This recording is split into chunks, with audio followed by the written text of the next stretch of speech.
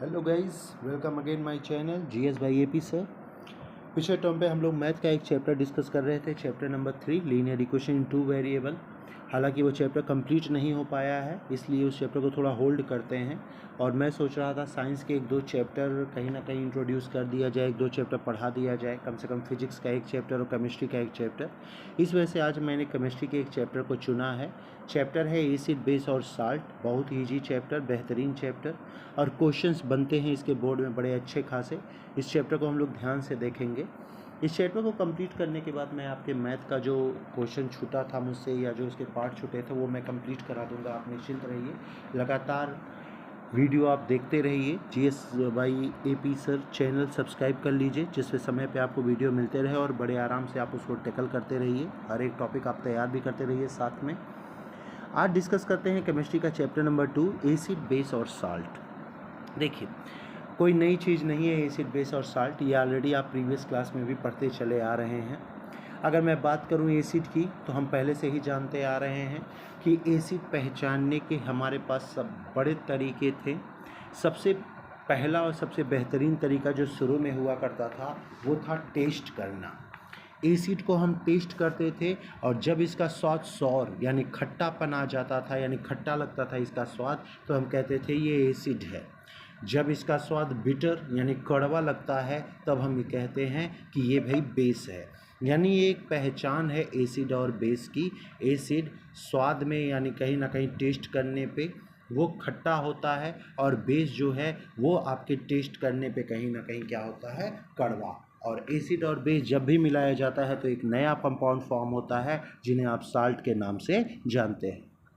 हालांकि केवल टेस्ट के द्वारा तो आप पहचान नहीं सकते थे, क्योंकि एसिड भी नुकसानदेह है काफ़ी हद तक, बेस भी नुकसानदेह हैं। इस वजह साइंटिस्टों ने एक और नेचुरल इंडिकेटर यूज़ करना शुरू किया, जिसमें हम लिटमस पेपर के नाम से जानते हैं।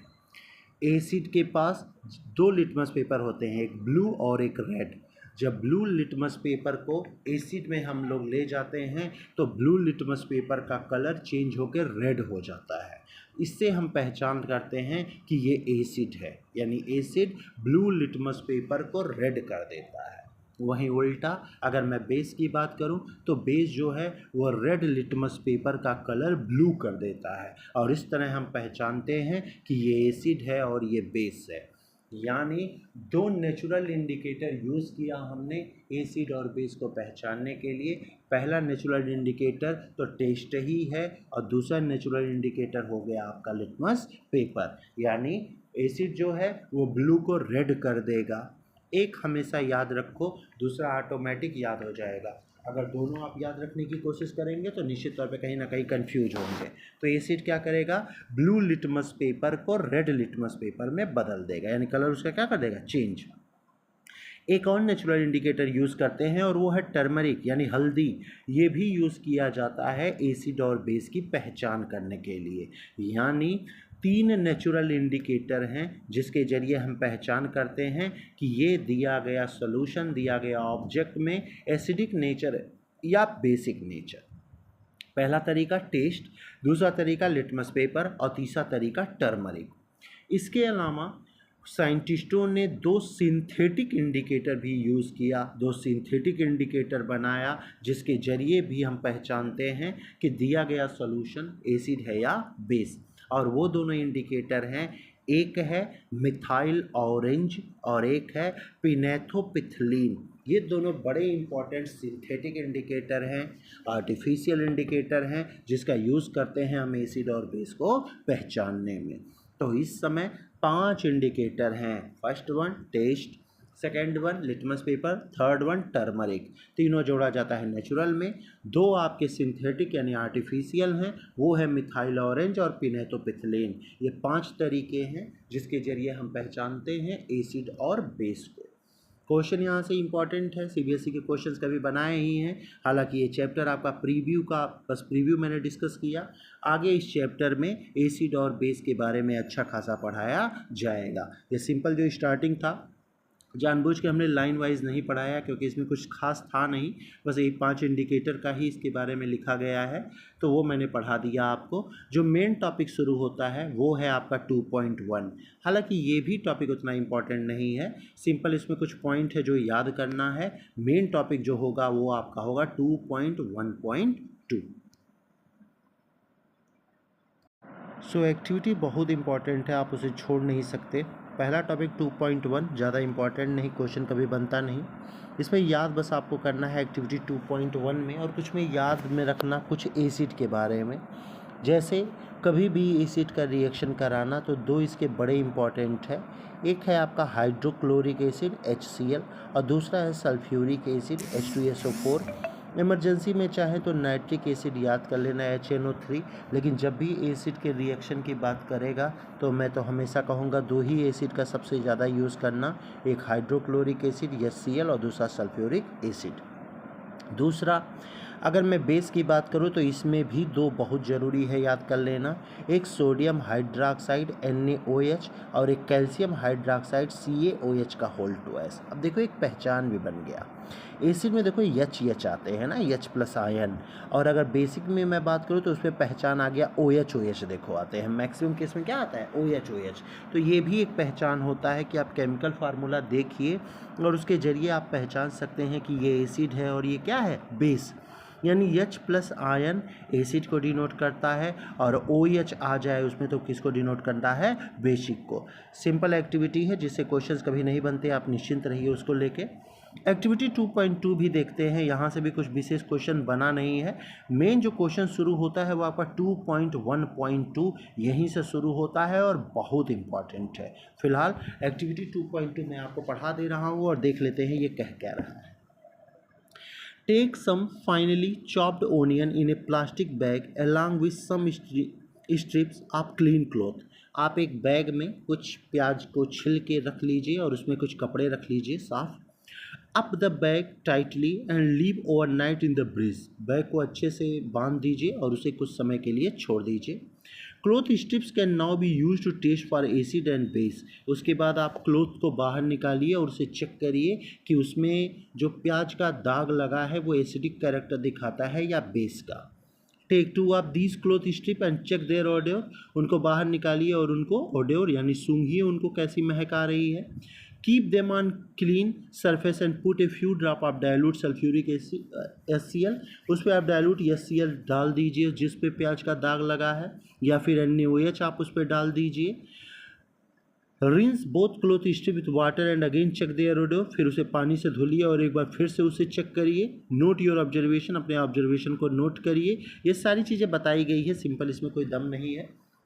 सिंपल कहने का सेंस ये है भैया कि अगर उसका स्वाद कहीं ना कहीं खट्टा आ रहा है तो वो एसिड है, उसका स्वाद कहीं ना कहीं कड़वा आ रहा है तो वो क्या है, बेस। मेन जो टॉपिक शुरू होता है वो आपका 2.1.2 है, बहुत इंपॉर्टेंट और उतना ही बेहतरीन क्वेश्चन बोर्ड के लिए। देखिए ध्यान से, इसमें मैं आपको पढ़ाऊंगा एसिड और बेस जब मेटल से रिएक्ट करते हैं तो क्या होता है। सिंपल लाइन में मैं हमेशा याद रखिएगा ये चीज़ें, एसिड और बेस जब भी आपस में रिएक्ट करते हैं तो साल्ट बनाते हैं। एसिड किसी से रिएक्ट करेगा तो मैक्सिमम केस में साल्ट ही बनाएगा, बेस जब किसी से रिएक्ट करेगा तो भी मैक्सिमम केस में साल्ट ही बनाएगा। यानी एसिड और बेस अगर कहीं किसी से रिएक्ट करता है तो मैक्सिमम केस में वो साल्ट ही बनाता है, ये हमेशा दिमाग में बैठाए रखिएगा। चलिए, एसिड और बेस का रिएक्ट करते हैं मेटल से, फिर वही सीन, एसिड हो या बेस रिएक्ट करेगा मेटल से तो साल्ट तो बनाएगा ही बनाएगा, फिक्स है। लेकिन याद रखना साथ में बनाएगा हाइड्रोजन गैस, बहुत इंपॉर्टेंट, और यही क्वेश्चंस भी बनता है। फिगर के साथ क्वेश्चन पूछेगा, इसलिए फिगर के साथ तैयार करना बहुत जरूरी। एक लाइन में याद कैसे, एसिड या बेस मेटल से रिएक्ट करेगा तो साल्ट तो बनाएगा ही बनाएगा, वो तो फिक्स है, लेकिन बनाएगा आपका क्या, साथ में हाइड्रोजन गैस। देखिए, set the apparatus as shown in the figure, बिल्कुल फिगर में अप्रेंटिस को सेट कर लीजिए। 5 ml डाइल्यूट सल्फ्यूरिक एसिड एक टेस्ट ट्यूब में लीजिए और उसमें कुछ जिंक के ग्रेन्यूल्स डाल दीजिए, यानी जिंक के क्रिस्टल डाल दो, जिंक सिंपल डाल दो। ये टेस्ट ट्यूब है, इस टेस्ट ट्यूब में आपने देखिए लिखा हुआ है सल्फ्यूरिक एसिड, इसमें आप लिया और इसमें जिंक के क्रिस्टल्स डाल दिए। What do you observe on the surface of zinc granules? जैसे ही जिंक का टुकड़ा इसमें डालिएगा, इसमें कुछ गुड़गुड़ाहट होगा, कुछ बुलबुले टाइप के बाहर निकलेंगे। Pass the gas being evolve through the soap solution. अब इस ट्यूब को आप एक परख नली के जरिए जोड़ दीजिए एक जार में, और उस जार में क्या है, अच्छा खासा सॉप का सोल्यूशन है, उसमें उसको क्या करिए, जोड़ दीजिए। जैसे ही वो गैस उस टेस्ट ट्यूब के जरिए इस पानी में आएगा, पानी से आराम से देखना तो बुलबुले निकलते हैं। क्या निकलते हैं? बुलबुले। और उन बुलबुले के ऊपर जैसे आप माचिस की तीली ले जाइएगा, फट फट की आवाज़ आएगी, और ये फट फट की आवाज़ केवल और केवल एक ही गैस कर सकता है, जिसे आप हाइड्रोजन गैस के नाम से जानते हैं। बहुत ही इजी एक्टिविटी था और आपके बोर्ड में तमाम बार पूछे जाने वाला क्वेश्चन था।